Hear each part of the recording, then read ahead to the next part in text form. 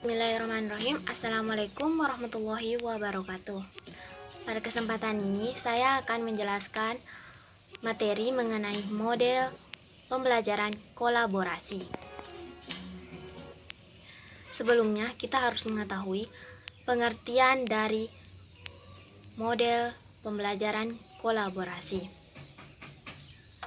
Kolaborasi adalah suatu strategi pembelajaran di mana para siswa dengan variasi yang bertingkat bekerja sama dalam suatu kelompok kecil ke arah suatu tujuan. Dalam kelompok ini, para siswa saling membantu antara satu dengan yang lainnya. Selanjutnya itu tujuan model kolaborasi. Yang pertama, memaksimalkan proses kerjasama yang berlangsung secara alamiah di antara para siswa. Yang kedua, memberi kesempatan kepada siswa menjadi partisipan aktif dalam proses belajar.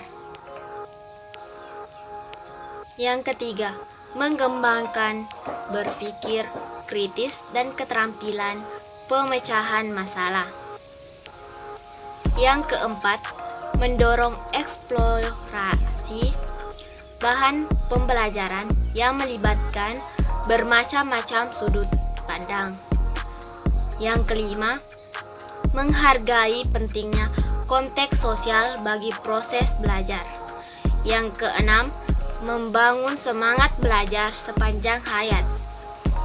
Selanjutnya yaitu langkah-langkah pembelajaran kolaboratif. Yang pertama, para siswa dalam kelompok menetapkan tujuan belajar dan membagi tugas sendiri-sendiri. Yang kedua, semua siswa dalam kelompok membaca, berdiskusi, dan menulis.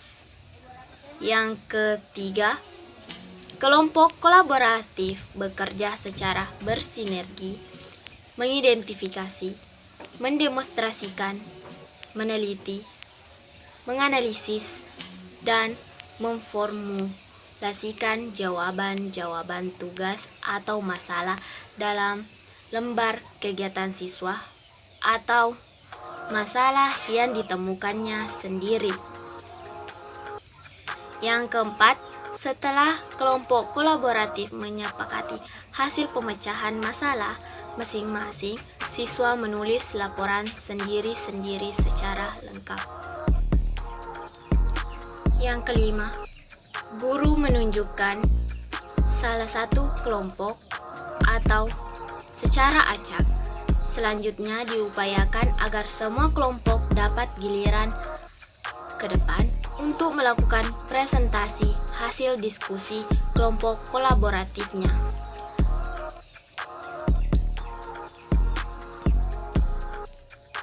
Yang keenam, masing-masing siswa dalam kelompok kolaboratif melakukan elaborasi, inferensi, dan revisi bila diperlukan terhadap laporan yang dikumpulkan. Yang ketujuh, laporan masing-masing siswa terhadap tugas-tugas yang telah dikumpulkan disusun per kelompok kolaboratif. Ketujuh, laporan siswa dikoreksi, dikomentari, dinilai, dikembalikan pada pertemuan berikutnya, dan didiskusikan. Selanjutnya, macam-macam pembelajaran kolaboratif. Ada banyak macam pembelajaran kolaboratif yang pernah dikembangkan oleh beberapa ahli maupun praktisi pendidikan, teristimewa oleh para ahli student team learning pada Johns Hopkins University. Tetapi hanya sekitar 10 macam yang dapat diperhatikan secara luas, yaitu 1. Learning together. Yang kedua, team games tournament atau TGT. Yang ketiga, Group Interrogation atau GI. Yang keempat, Akademik Konstruktif Kontroversi atau AC. Yang kelima, Jigsaw Procedural atau JP. Yang keenam, Student Team Activement Division atau STAD. Yang ketujuh, Complex Introduction atau CI. Yang kedelapan, Team Accelerant Introduction atau TAI. Yang kesembilan, Cooperative Learning Structure atau CLS. Yang 10, Cooperative Integrated Reading and Compositive atau CIRC.